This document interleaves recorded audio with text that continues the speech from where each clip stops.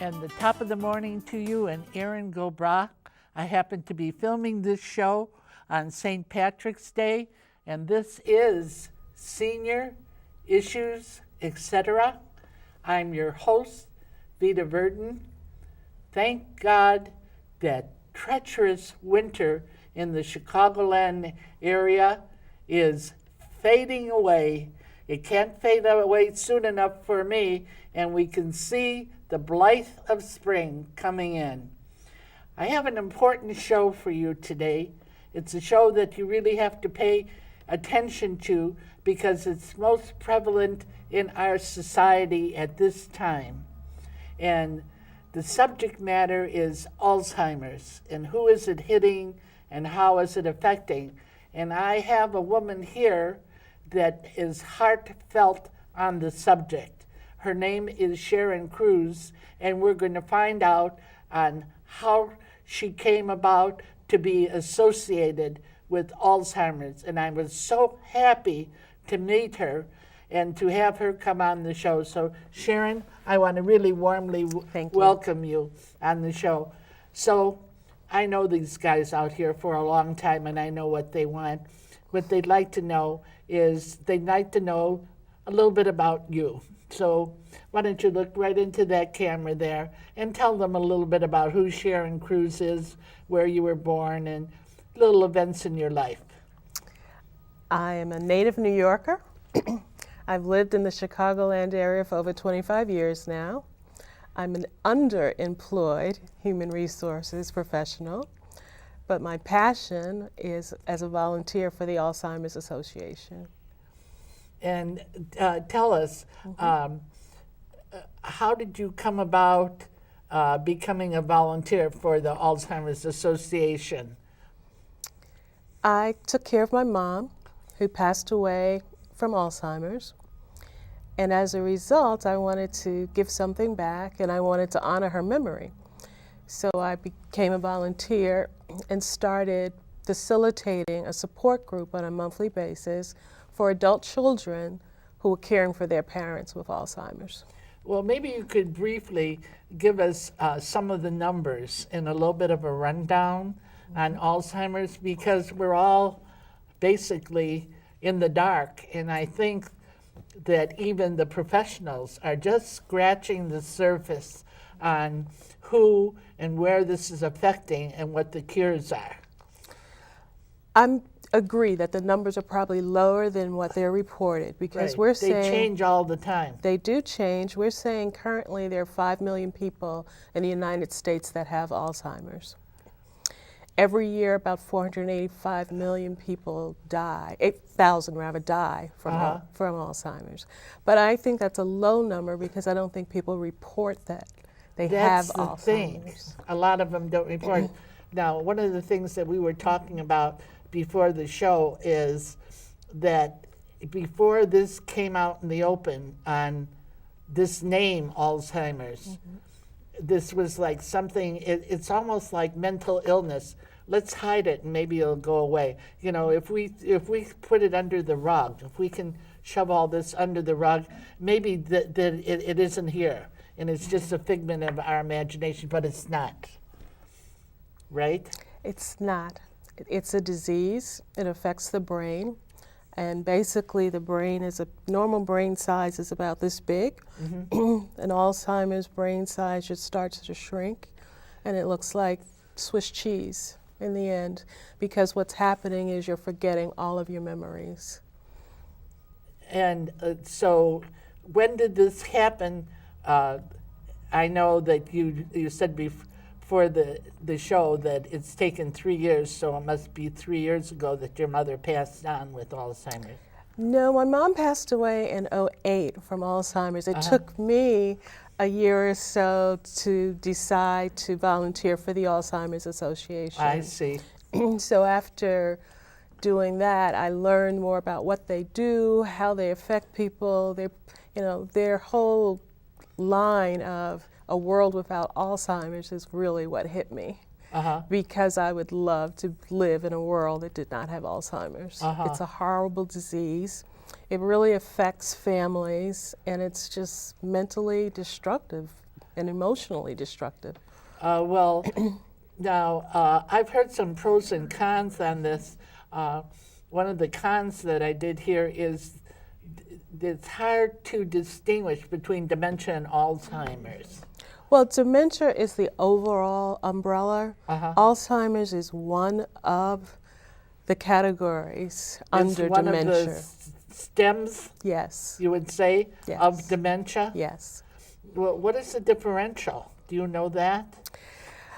No, I'm not a doctor, so to be able to say there's vascular dementia, which when people have many strokes, they tend to lose their memory.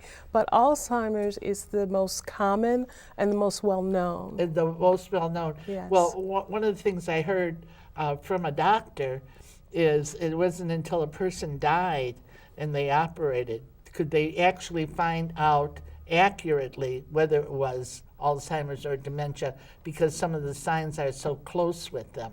That's true. Yeah. That's true. So now let's get back to your personal case.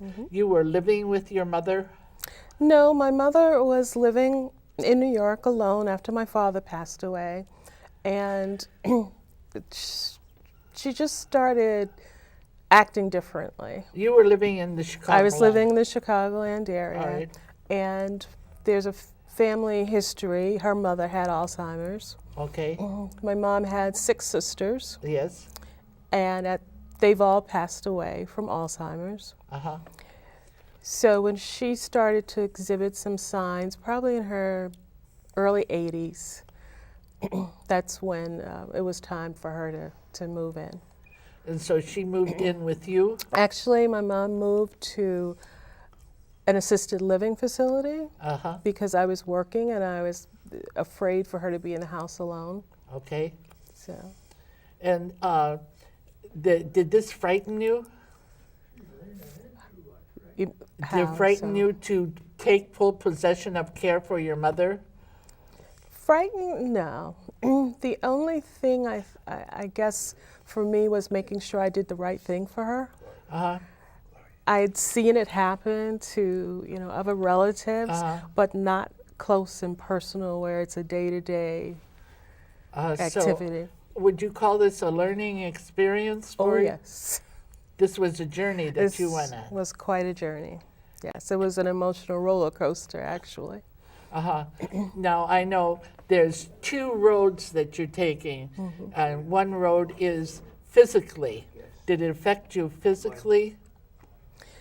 It affects you physically because you're doing more and more as the disease progresses.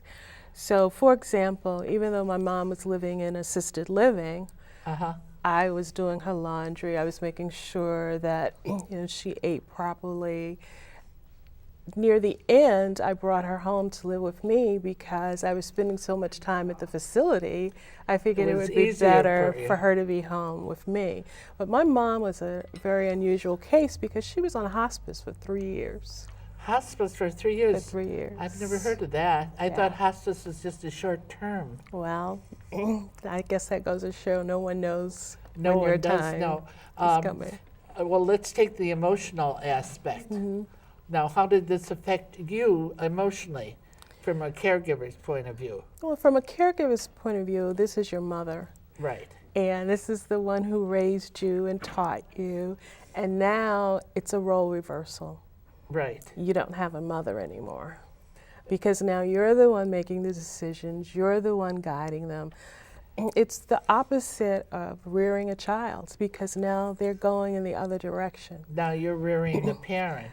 But it's different because a child, you're teaching them and they're going to learn and they're going to grow and it's going to continue. With my mom, you could see every day she was diminishing more and more and forgetting more of how to do things, how to say things, just, yeah. Well, what I'd like to go into now is the structurization of Alzheimer's. And I know that there's different plateaus, okay? So we're starting out with somebody is just showing signs of Alzheimer's. Now, what are the beginning signs that you've detected, like from your mother? The most common are being repetitive. Repetitiveness. Yes, saying the same thing over and over, and not when somebody tells a bad joke that they love and no one else does over and over. That's not the sign of Alzheimer's. But when they, for example, I would take my mom to church on Sunday morning. It was a 10-minute ride. She'd ask me 20 times, "Where are we going?" But that's when she was farther along. So in the beginning, when somebody starts asking you the same thing maybe 3 or 4 times in a conversation, that's when you start thinking, gee, I wonder if they're not remembering, or do they remember they asked me that question? So it's the short-term memory. I think that's the first. The thing with Alzheimer's, it affects everybody differently. So we can't categorize it. We're just giving indications in this particular case. We want that to be known. Yeah. And then, did she care for herself? Okay. She did. She was fine. She drove every day, and the thing of it is, I noticed that she was apprehensive about going different places. So if it was someplace new, she wouldn't want to go. If it was someplace familiar, she would. Oh, so there's an apprehensiveness there. So that has to go. Then she's aware of certain things that are going on inside of her. Now, we're going to come back to this, but right now, what I'm going to go into is Vita's Pearls of Wisdom. You know, I always come to you all. You know, we've become more than best friends over the last 14 years. If I didn't have an audience like you guys out there, you know, I wouldn't have a show of this type. But you're the ones that have supported it, so I tried to bring you the best information. Now, if you have any questions that you want to have me answer, what you can do is you can easily email me at Vita Verdon, small casing, netzero.net. I'd like you to follow us, if you can, on Facebook. That's facebook.com/senior issues, etc. And we have a website, and in our website, that is senior issues, etc. is etc.org. And what I'd like to welcome is our new affiliates to the show. Our new affiliates is Carpentersville, McHenry, Lyle, Lake Forest, and Lake Bluff. So now we have about 30, it's either 38 or 39 new communities that have joined us. I want to welcome you, and feel free to contact us if you have any ideas, because this show is about seniors. It's run by seniors. It's for seniors, and we are considered to be a 501c3.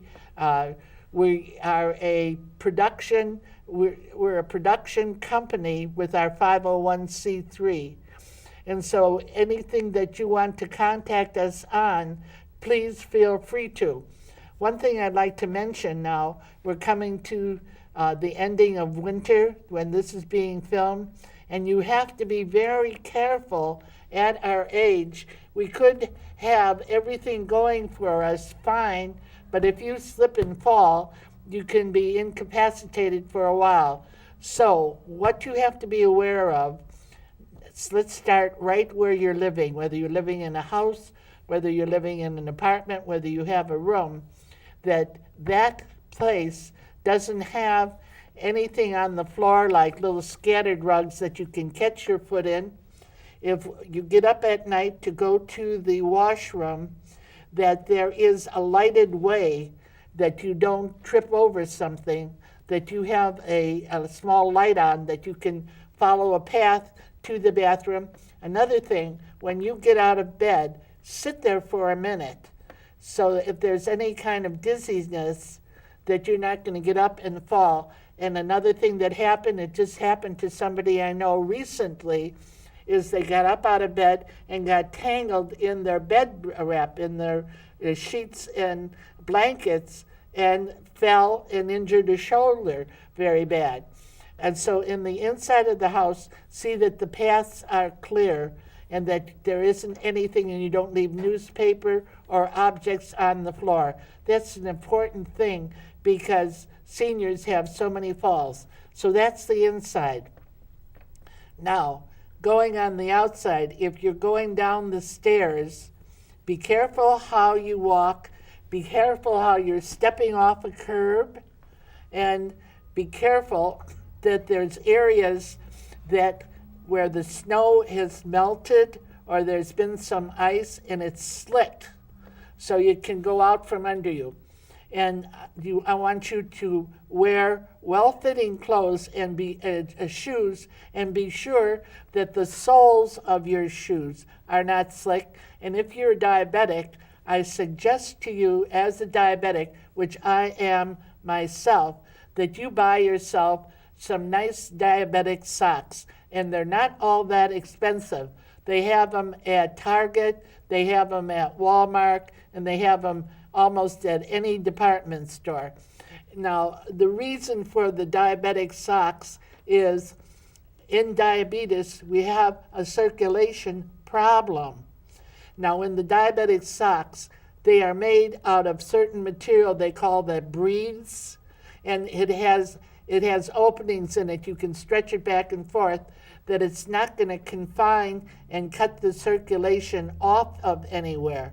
So I just wanted to cover this area of fall, and that you are prepared to have a very pleasant, non-hazardous spring. Now we're going to get back to Sharon and pick up where we left on the Alzheimer's. Okay, on the Alzheimer's, we've gone through the first signs, and that is an apprehensiveness about going into new situations. Okay, so that's kind of, would you call that a plateau? Or that just happened to be one of the signs with your mother? It was one of the signs of her, as well as forgetfulness. You forget things, and I don't mean, we all lose our keys, but we can find a way back to where we last put them and find them.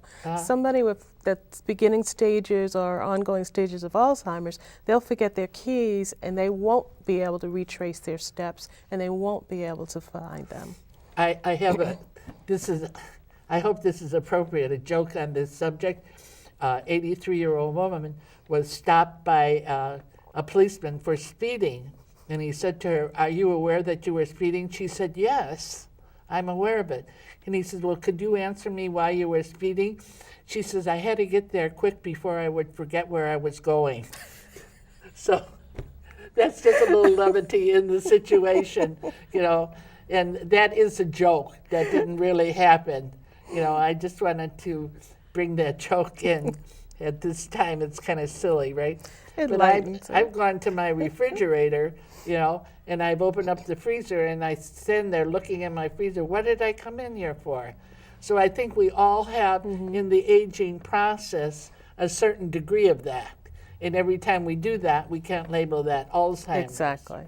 Right? Exactly, and that's the fear, because people will say, "Oh, I forgot this." Well, you are going to forget things. We have a lot of things to do. You forget appointments, but you remember, and you go, "Oh, I'm running late because I've got to get there by a specific time." So you remember. Someone in the beginning stages or ongoing Alzheimer's, they'll totally forget. They won't recall that they missed anything or that they're late for something. That's the difference.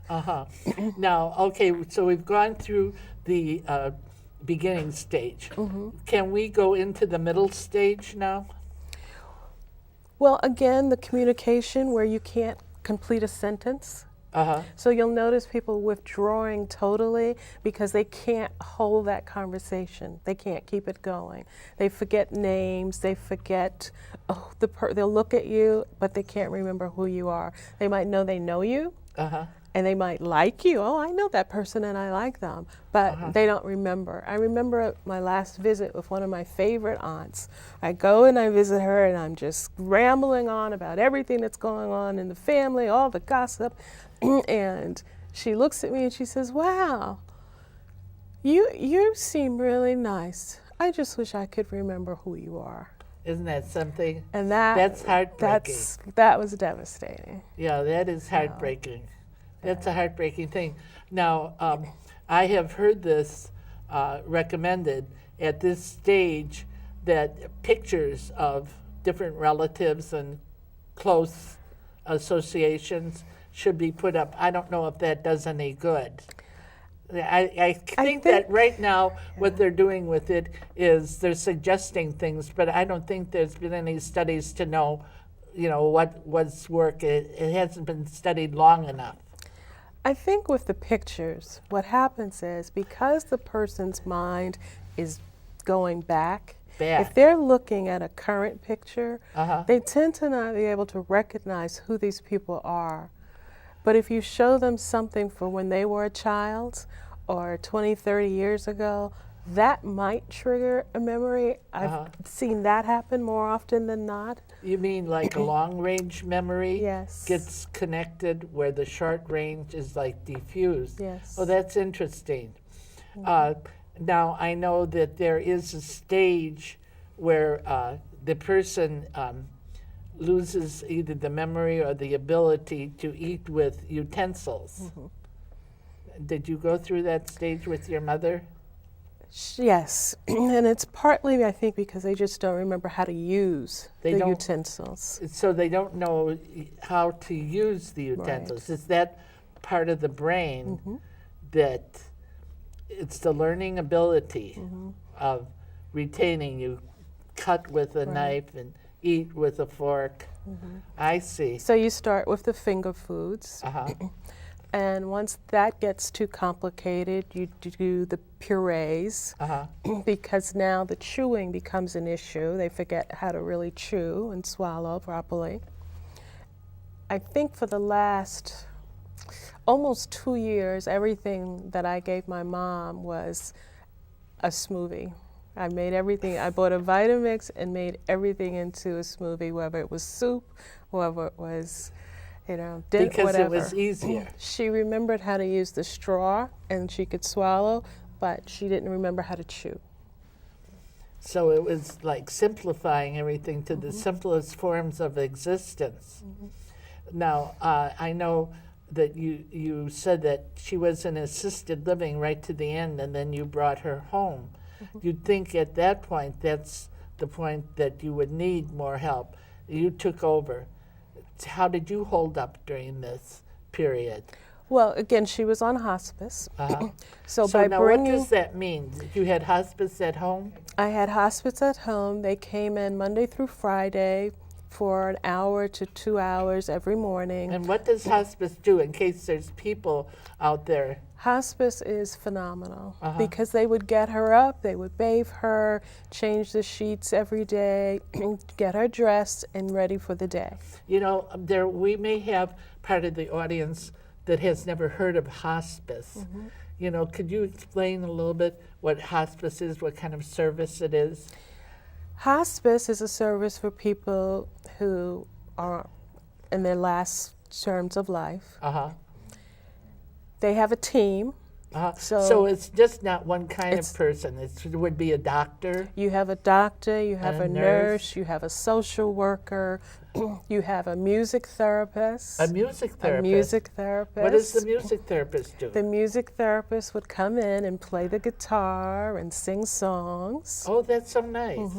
You have a spiritual counselor. So there would be a priest or a rabbi, whoever was on the staff would come in and pray. And probably the person that I used the most was the social worker because she would just listen to me rambling or if I thought I was doing something wrong or needed something. So she was really there to help me. Oh, so the social worker, she was kind of in charge, like had her hands in she had all the information for Right. all the different parts. And she had been doing that for a while. Yes. So she had a lot of information that was very vital to you. Yes. And so, so you had physical help. Yes. You had physical help with your mother, but it's the other parts because this is your mother, and the roles are reversed. So how did that work on you and your connection to her? Did it have to keep changing as you went along?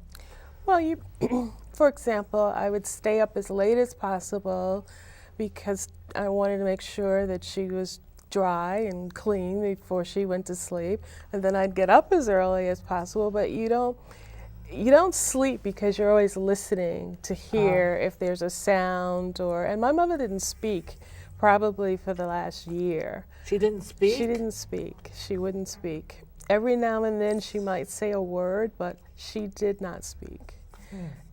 So I was always, listening to see if I could hear anything going on in her room. So you really don't sleep because you're constantly thinking about, I wonder if they need me or if there's something going on. So you get up and check. It's just like having a baby. It really is. It's a big baby. Yeah. That is a very hard thing to do. Now, I know that there is help available if people want to contact the Alzheimer's Association. Maybe you'd like to give the website of that. The website is www.alz.org. There's also a 24-hour, 7-day-a-week phone number. Okay, let's give that. Okay, that's 1-800 1-800 272 272 3900. 3900.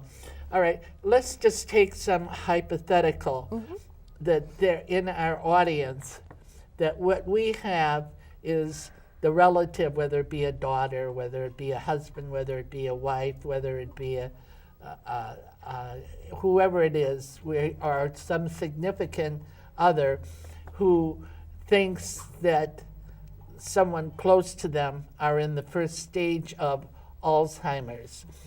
Having gone through this yourself, what would you suggest that they would do? They really should go to the doctor. They should go to the They doctor. should go to the doctor, explain what's going on. There are tests that they can do.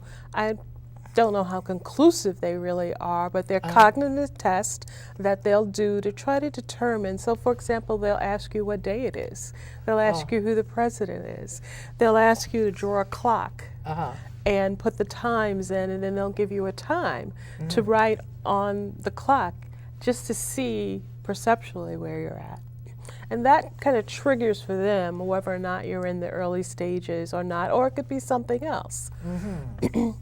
Now, I know that you have come through this, and it's been quite a while now, and you have come out of it with this learning experience, and you want to give back. Maybe there's some inspiration you could give, look right into that camera there, to someone out there that is taking care of somebody and is at the depth of their being. Just a short 30-second little thing. At my last session, my support group, someone came in and they gave a quote. And they didn't remember where it came from, but I love the quote because it said, "You cannot take someone into your reality, but you can share their reality." Now, I'd hate to rush you, but we have come to, you know what time it is, when you out there come to the end of your rope, you tie a knot and hang on, and you want to know why?